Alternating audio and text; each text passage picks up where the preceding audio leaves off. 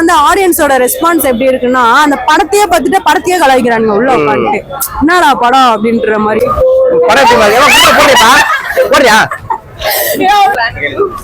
Movie சூப்பரா இருந்துச்சு. ஃபேமிலியோட வந்து பாருங்க. ஹீரோட ஆக்டிங்கும் ஹீரோயினி ஆக்டிங் சூப்பரா இருந்துச்சு. நாங்க ரொம்ப எக்ஸ்பெக்ட் பண்ணி வந்தோம். அதுக்கு ஏத்த மாதிரி நாங்க படம் ரொம்ப நல்லா இருந்துச்சு. உண்மையிலே ஒரு நெக்ஸ்ட் என்ன அப்படின்னு சொல்லிட்டு நாங்க எதிர்பார்த்திருந்தோம். சூப்பரா இருந்துச்சு. என் ஃப்ரெண்ட் இன்னும் நல்லா சொல்றோம். இல்ல நல்லா பேசுறேன். மூவி எப்படி செமையா இருந்துச்சு. சவுண்ட் எஃபெக்ட்லாம் தரமா குடுத்திருந்தாங்க. இருக்குன்னு எவன் ரிவ்யூ கொடுத்தான் அவெல்லாம் நேர்ல பார்த்தா அடிச்சு துவம்சம் பண்ணிடுவோம் அப்படிதான் இருக்கு.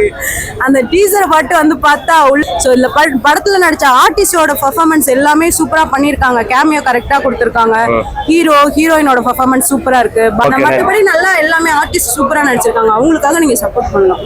அவரோட ஆக்டிங் சூப்பரா இருக்கு. எல்லாம் ஓகே. இந்த படத்துல பிஜிஎம், மியூசிக், எடிட்டிங் எல்லாமே வேற லெவல்ல பண்ணிட்டு வந்து மிஸ் பண்ணிட்டாங்க. அவ்வளவுதான். உட்காந்தா அந்த சைலண்டோட உட்காந்து பார்த்தா கூட ஓரளவுக்கு ஓகே நமக்கு கனெக்ட் ஆகும். உள்ள படத்தையே கலாய்க்கும் போது நம்ம இந்த படமும் ஒரு மாதிரி போகும்போது உள்ள உட்கார முடியல நம்மளால. அந்த மாதிரி இருக்கு இந்த படம். இன்ட்ரெஸ்டிங்கா இல்ல.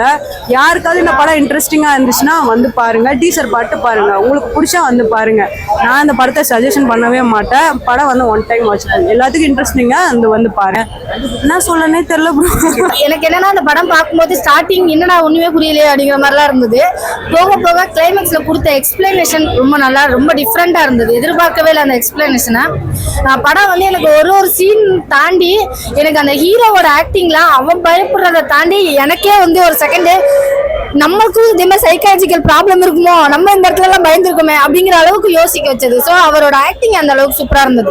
ஒரு சில இடங்கள்ல வந்து ரொம்ப ஹியூமன் சென்ஸ் ட்ரை பண்ணியிருக்காங்க. அதெல்லாம் ரொம்ப நல்லா ஒர்க் அவுட் ஆயிருந்தது. அவரோட ஆக்டிங் ரொம்ப சூப்பரா இருந்தது. அவரை மிஸ் பண்றதா ரொம்ப வருத்தமா இருக்கு உண்மையிலே. ஏன்னா லாஸ்ட் மீட்ல கூட அந்த ஒரு சீன்ல கூட அந்த ஹியூமன் சென்ஸோட ஒரு ஆக்டிங்லாம் பண்ணியிருப்பாரு. அவ்வளோ சூப்பரா இருந்தது. ஸோ படம் ரொம்ப நல்லா இருந்தது.